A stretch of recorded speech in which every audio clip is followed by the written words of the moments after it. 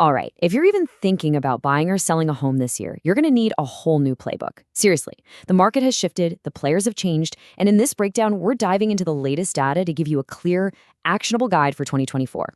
Okay, let's get into it. First things first, you've got to understand that this isn't the real estate market of a few years ago. Not even close. The entire landscape has changed in some really surprising ways, which means a lot of the old rules, well, they just don't apply anymore. And here it is, the first big shockwave. The share of first-time homebuyers has dropped to just 24%. Now, to give you some context, that is the lowest number the National Association of Realtors has ever recorded, ever, since they started tracking this way back in 1981. This is a massive, massive shift. So if first-time buyers are sitting on the sidelines in record numbers, it leads to the big question, right? Who in the world is buying homes right now? Well, let's find out. We're going to profile today's home buyer because the data paints a really, really specific picture of who they are. The very first thing that jumps out is that buyers are getting older.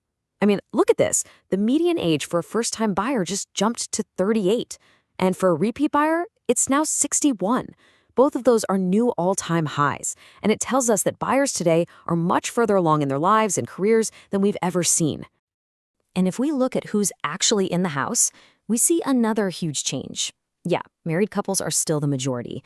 But get this, a record-breaking 73% of recent buyers do not have a child under 18 living at home. This just completely shatters that classic image of a young family with kids buying their first starter home. So let's put it all together. The new buyer profile is pretty clear. They're older, they're more established in their careers, and more often than not, they don't have kids at home. And this isn't just a fun fact. It has a huge impact on what they're actually looking for in a house. Which brings us right here. Once we know who is buying, we can figure out what they really want. And if you're a seller, this is where you need to lean in and pay close attention. Think about it. The journey for almost half of all buyers, 43% to be exact, starts online. That means your home's digital first impression, the photos they see when they're scrolling on their phone, that is absolutely everything. It is your one and only shot to make a good first impression. So how do you win that online beauty contest? You create a blank canvas.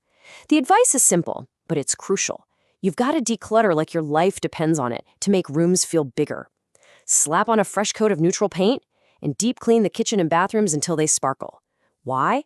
Because clean, neutral spaces let buyers imagine their life there, not yours. And hey, it's not just about looking good in pictures. This quote from the NAR report really gets to the core of this modern buyer's mindset. They want to avoid big projects. They are not looking for a fixer-upper. They want a home that is ready to go on day one. For sellers, this means focusing on those high-impact, low-effort fixes. We're talking about the small stuff that signals a home is well-maintained. Swap out that dated light fixture. Replace that drippy faucet. Update the cabinet handles. Just make sure all the doors and windows open and close without a fight. These little details matter so much to a buyer who just wants to move in and relax. Okay, let's flip the script and look at the other side of the deal. It's time for the modern seller's playbook, who they are and what's really driving their decisions to sell right now. And just like the buyers, sellers are also getting older. The median age for a home seller has now hit 63, which, you guessed it, another all-time high. And they're not moving as often either. They're staying in their homes for a median of 10 years before they decide to sell. So what's finally making the move? Well, for most, it's not about cashing in on the market. The number one reason is personal. 23% of sellers just want to move closer to their friends and family. It's a decision that's being driven by life, not just by money. So if you're one of these sellers, where should you put your time and money? The experts all point to two key areas. First, the kitchen. You don't need a $100,000 remodel. Small things like painting the cabinets or adding new hardware can make a world of difference. And second, curb appeal. You will get a huge return on your investment just by putting down fresh mulch and making sure that front door looks amazing. Now, this brings us to one of the biggest forks in the road for any seller. Do you hire a professional real estate agent or do you try to go it alone and sell it yourself? Let's see what the data has to say. Well, the numbers here are pretty overwhelming. A full 90% of sellers use an agent. The for sale by owner route, or FSBO, has actually dropped to just 6%. That's a historic low. It's clear that people are overwhelmingly choosing to work with a professional.